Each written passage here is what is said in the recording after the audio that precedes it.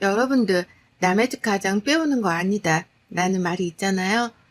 저는 이 말에 참 공감을 하지 못했는데요. 제가 결혼하고 나니 뼈저리게 느껴지더라고요. 저는 경기도 다산에 거주하고 있는 평범한 아기 엄마입니다. 오늘은 저희 유별난 시댁 이야기인데 저희 시어머님의 별난 행동을 꼭 이야기해 드리기 위해서 사연을 보내게 되었는데요. 시댁 이야기를 하기 전에 가장 먼저 저와 저희 남편의 연애 이야기를 해보아야 할 것 같아요.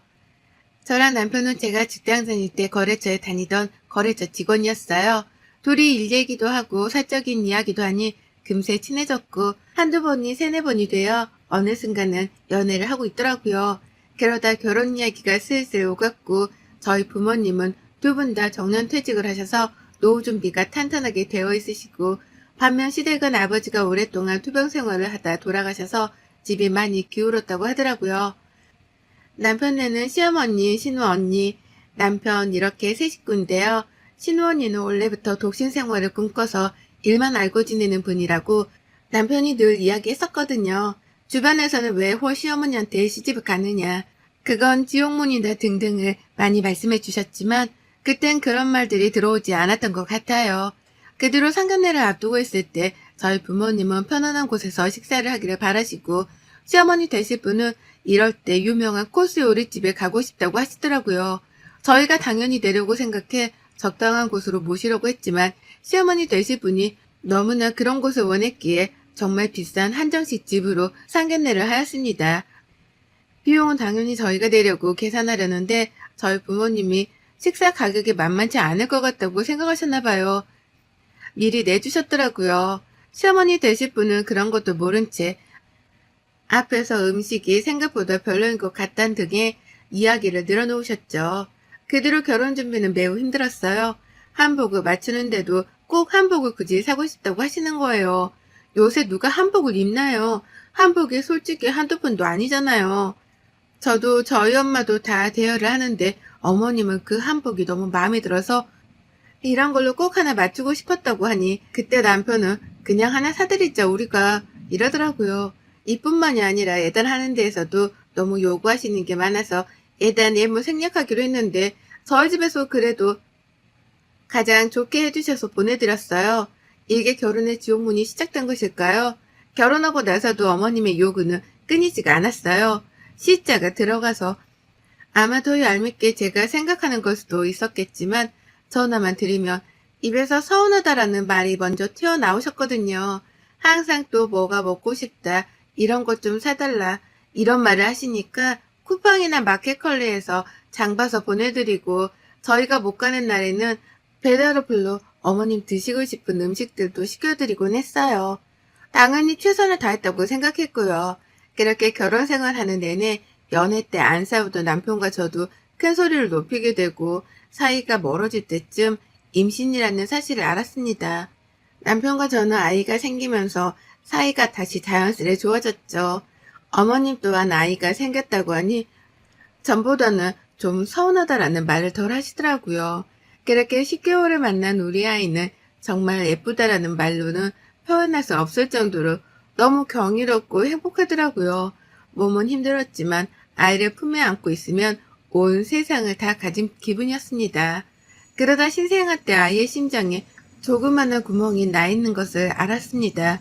정말 그때 세상에 태어나서 꺼이꺼이 울어본 것 같아요.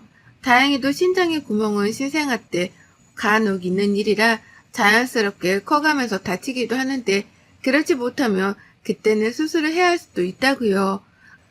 그래서 육아휴직을 냈던 회사에서도 저희는 맞벌이를 해야 했지만 아이 건강을 위해서 제가 퇴사를 하였습니다.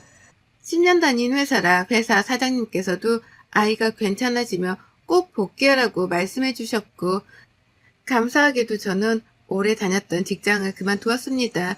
그렇게 아이를 케어하는 일에만 몰두를 하였고 다행히도 아이는 많은 잔병치레 없이 잘 자라주고 있었어요. 그러다 어느 날 어머님께 전화가 왔더라고요. 받아보니 이번에 이사를 가야 하는데 요새 전셋값이 다 비싸다. 혹시 너 오래 다녔으니 퇴직금이 좀 되면 빌려달라고 하시는 거예요. 가족끼리 돈거래 안 하는 게 맞다고 생각한 저는 처음에는 어려울 것 같다고 했거든요. 근데 어머님이 저보고 너무 매정하다면서 갑자기 툭하니 전화를 끊으시더라고요. 그 뒤로 그날 저녁 남편이 어머니께 전화를 받았는지 우리가 아직 그렇게 큰 돈 들어갈 곳이 없으니 엄마 먼저 빌려드리면 어떻겠냐고요. 사실 지금 살고 있는 이 전세 아파트는 저희 아빠 친구분이 집주인이셔서 시세보다 굉장히 저렴하게 살고 있거든요. 너희 청약 될 때까지 오래 거주해도 된다고 말씀하셔서 진짜 감사하게도 이렇게 살고 있어서 저는 사실 빨리 청약돼서 조금만 집이라도 저희 집을 가지고 싶은 게 가장 최종 꿈이었거든요. 그래서 그 돈은 청약되었을 때 계약금이라도 하려고 가지고 있으려고 했는데 남편이 저러니 우선은 알겠다고 하고 어느 때까지 기한을 정해서 그 안에는 받을 거라고 얘기했죠. 어머님이 돈 빌려준다는 말이 기분 좋으셨는지 전화가 와서는 자기가 한 달에 조금씩이라도 이자를 주신다는 거예요. 공짜로 빌리는 게 너희도 힘들 텐데 자기가 조금 내겠다 하면서요. 웬일이지? 싶어서 마다하지 않았죠. 그렇게 퇴직금이 들어오고 빌려드리고 난 후 한 3개월 정도는 소정의 이자를 주시더군요. 근데 그 이후부터는 아예 들어오지 않더라고요. 그걸 또 물어보기 그래서 기다리고 있는데 마침 전화가 와서 말씀하시길래 저도 이자 이야기를 꺼냈어요. 그랬더니 요새는 후불이자가 더 낫다면서 자기가 돈 갚는 날 이자를 그때 다 쳐서 주겠대요. 솔직히 믿지도 않았지만 그래도 가족이니까 그 정도는 해주겠지 생각했던 것 같아요. 그러다 덜컥하고 넣은 청약에 당첨이 된 거예요. 비인기 지역이기도 했고 작은 평수이기는 해도 진짜 신혼부부 특공으로 돼서 정말 너무나 기쁘더라고요. 자기 집이 생긴다는 게요. 남편도 너무 좋아해서 계약금 입금하는 날만 기다리고 있었죠. 어머니께 빌려드린 돈도 기한도 거의 끝나서 이번에 저희가 청약이 돼서 그 돈으로 계약금을 내려고 한다. 언제쯤 줄 수 있냐 물어보니 조금만 기다리라고 곧 준다고 하시더군요. 알겠다고 하고 며칠 동안 아무리 기다려도 깜깜무소식인 거예요. 계약금 기한은 다가오는데 그래서 빨리 어머님께 전화도 드리고 찾아도 가보았어요. 그랬더니 찾아가서 돈 달라고 말씀드리니 하시는 말이 정말 가관이더군요. 자기를 꼭 나쁜 사람 만든다면서 어련히 줄 텐데 뭐 이렇게까지 쫓아왔냐면서 그러시길래 저희 사정 다 알지 않냐. 그나마 이제 집이라도 생겨서 이사 안 가고 살려고 하는데 그의 월급도 뻔하고 저도 일을 안 하고 목돈이 그거밖에 없다.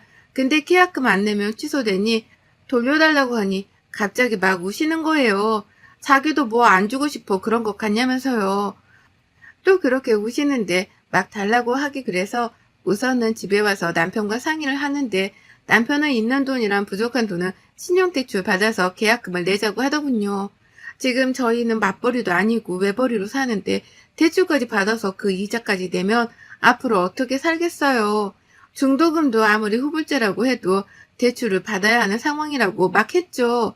그렇게 아무 소득 없이 이야기가 끝나고 도저히 안 될 것 같아 친정 부모님께 사정 설명을 드렸어요.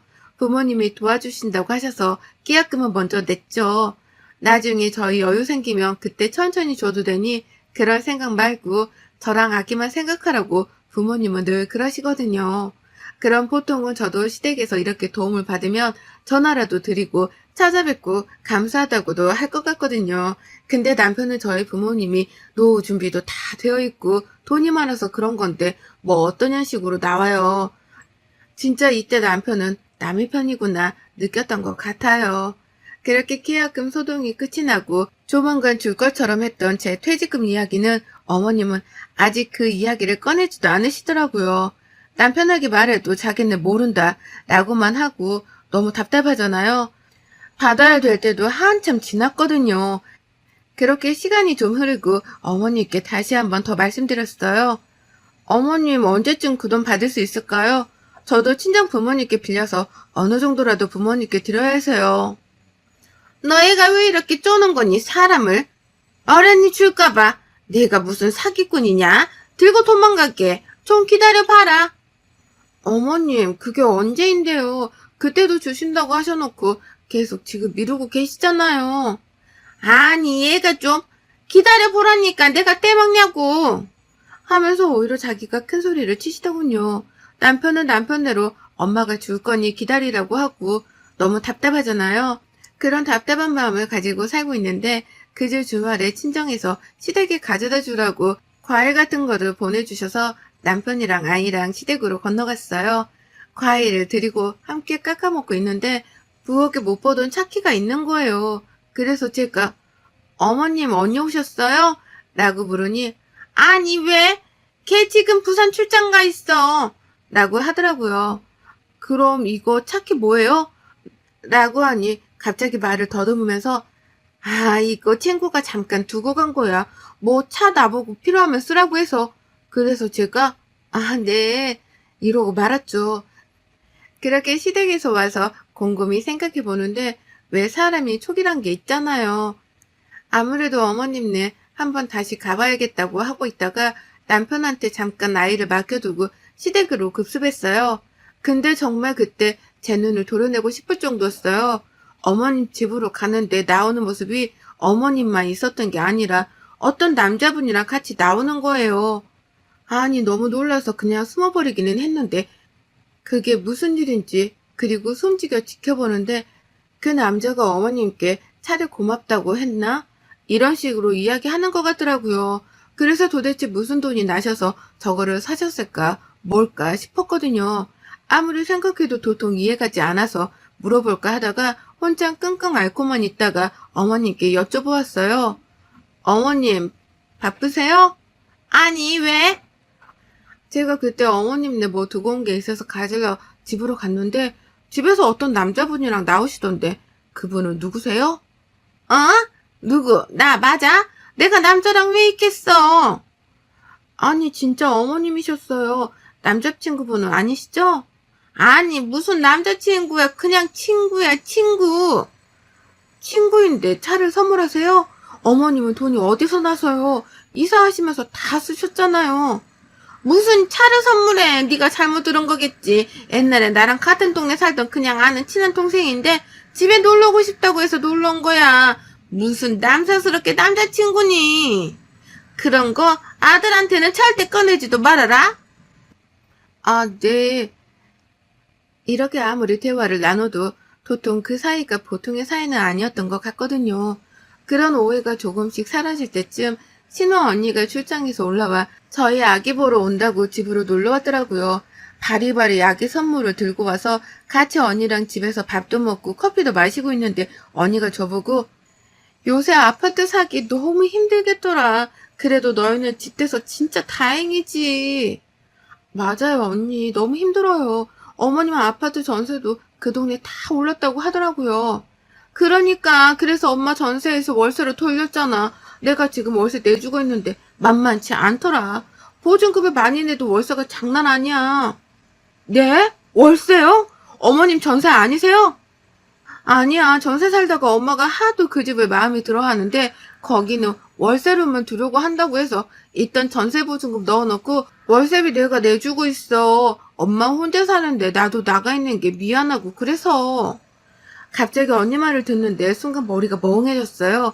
어머님이 분명 저에게 전세 가격이 올라서 그거 보태려고 돈을 빌려가셨다고 했는데 월세를 돌린 거면 제 돈은 어디로 간 건지 갑자기 머리가 새하얘지는 거예요.